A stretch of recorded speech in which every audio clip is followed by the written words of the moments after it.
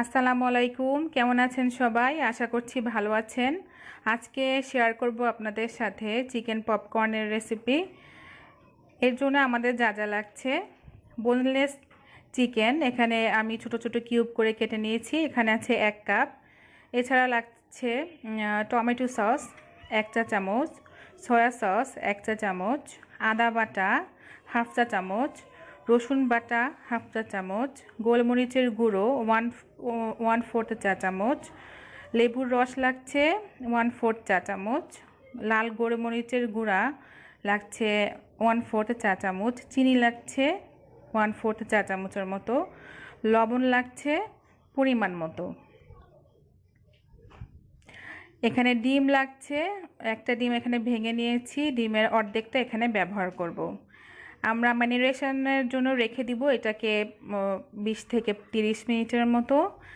যাদের হাতে সময় কম থাকবে তারা 15 থেকে 20 মিনিটও রাখতে পারেন।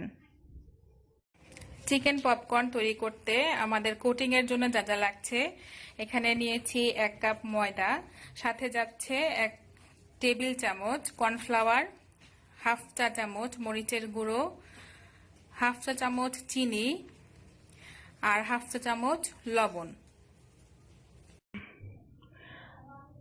আসুন শুরু করা যাক চিকেন পপকর্ন বানানো।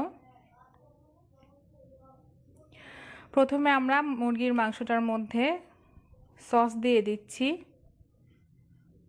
গোলমরিচের গুঁড়ো, পরিমাণ মতো আদা বাটা, পরিমাণ মতো রসুন বাটা, গোলমরিচের গুঁড়ো 1 চিমটি, এখানে সয়া সস যাবে 1 চা চামচের মতো, লেবুর রস 1 চা চামচ, এখানে একটা ডিম ফেটিয়ে নিয়েছি, সেখান থেকে অর্ধেকটা আমি দিয়ে দিচ্ছি। লবণ দিব পরিমাণ মতো, লবণটা বুঝে দিতে হবে, এর আগেও আমরা সস দিয়েছি যেখানে লবণ ছিল। এখন আমি হাতটা ভালোভাবে ধুয়ে সব উপকরণ একত্রে মিলিয়ে নিব।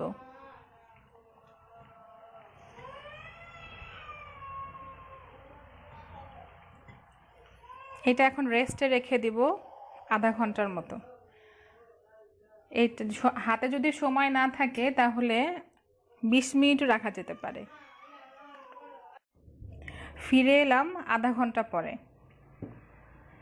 এখন আমরা কোটিংয়ের জন্য যেটা রেডি করব সেটা হচ্ছে, এখানে ময়দা নিয়েছি 1 কাপ, সাথে আমরা চিনি দিয়ে দিব 1/2 চা চামচ, লবণ দিয়ে দিব 1/2 চা চামচ, আর এখানে আছে 1 টেবিল চামচ কর্নফ্লাওয়ার, পুরোটাই আমরা দিয়ে দিচ্ছি। আর আমাদের লাগবে শুকনো মরিচের গুঁড়ো 1/2 চা চামচ। আমরা এগুলো একসাথে ভালোভাবে মিশিয়ে নিব। ময়দার কোটিংটা আমরা খুব ভালোভাবে সব কিছু দিয়ে মিশিয়ে নিয়েছি। এখন প্রতিটা চিকেনের পিস আমরা এইভাবে হাত দিয়ে উঠাবো, ময়দার মধ্যে দিব, ময়দার মধ্যে ভালোভাবে গড়িয়ে এক একটা পিস আমরা ফ্রেশ পানির মধ্যে দিয়ে দিচ্ছি। এরপরে প্রত্যেকটা এইভাবেই করে নিতে হবে।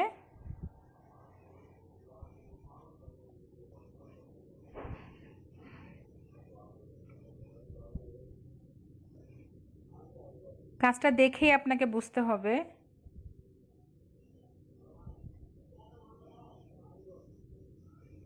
পানির মধ্যে যতক্ষণ বুদবুদটা উঠতে থাকবে ততক্ষণ আমরা মোটামুটি পানির মধ্যে রাখবো। 30 সেকেন্ড পরে আমরা অন্য একটি হাত ব্যবহার করে পানি থেকে উঠিয়ে সরাসরি আবার সেই ময়দার কোটিংয়ে দিচ্ছি। এক্ষেত্রে দুটো হাত ব্যবহার করলে সুবিধা হয়, তাহলে ময়দাটা দলা পেকে যাবে না। আপনারা দেখে একটু বুঝে নেবেন।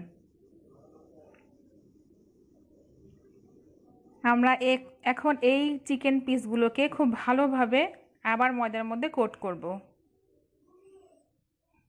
খুবই ভালোভাবে চারদিক দিয়ে যেন কোটটা লেগে যায়। ময়দাটা লেগে যায়। এখন আমরা একটা ব্যাপার করছি, সেটা হচ্ছে প্রত্যেকটা চিকেন পিসকে এভাবে ধরবো, ধরে জাস্ট উল্টো দিক দিয়ে ঝাড়া দিব। ঝাড়া দিলেই দেখুন একটা টেক্সচার চলে এসেছে পপকর্নের। এইভাবে প্রত্যেকটা পিস আমরা তৈরি করব, এভাবে ধরবো। আর একটা দেখিয়ে দিচ্ছি, দেখুন ধরবো, উল্টো দিকে ঝাড়া দিব। আর একটা পিস করছি, ঝাড়া দিলাম, রেখে দিচ্ছি। এইভাবে প্রত্যেকটা পিস আমি করে নেব। এই যে এখানে আমি সব পপকর্নগুলোকে রেডি করে নিয়েছি। এখন আমরা চুলোয় ফ্রাই প্যান দিয়ে দিয়েছি। এখন পর্যাপ্ত পরিমাণে তেল দিয়ে দিব। তেলটা এখানে আমি একটু বেশি দিব, কারণ এটা আমি ভালোই তেলে ভাজবো, অনেকটা ডোবা তেলেই ভাজবো।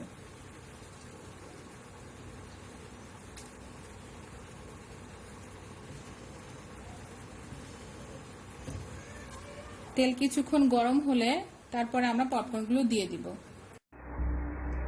তেলটা ভালোভাবে গরম হয়ে গেছে। এখন আমি চিকেন পপকর্নগুলোকে একে একে দিয়ে দিব।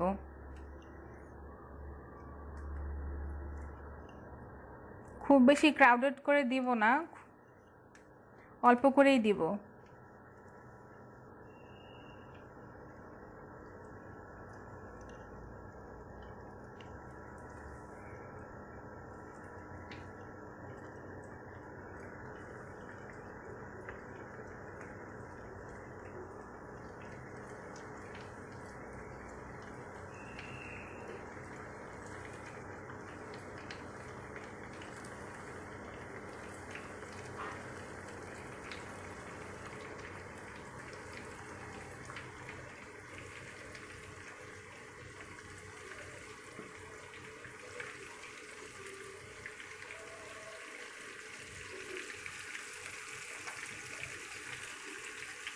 এক্ষেত্রে চুলোর আঁচটা আমি লো থেকে মিডিয়াম করে দিচ্ছি।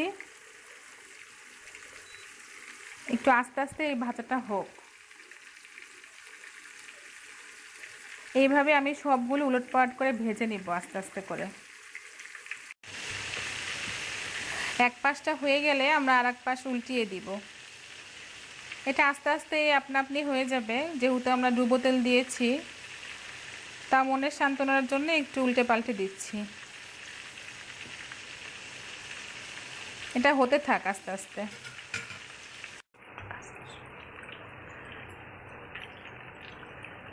প্রায় 6-7 মিনিট ধরে আমরা ভেজে নিয়েছি।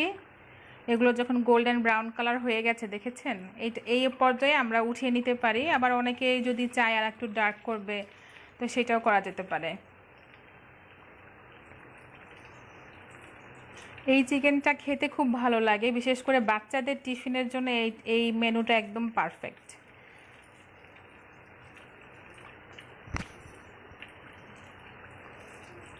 আমাদের ভাজা হয়ে গেছে, এখন আমরা সবগুলো তুলে নিব। আমরা কিচেন ন্যাপকিনের ওপরে সবগুলো তুলে নিচ্ছি।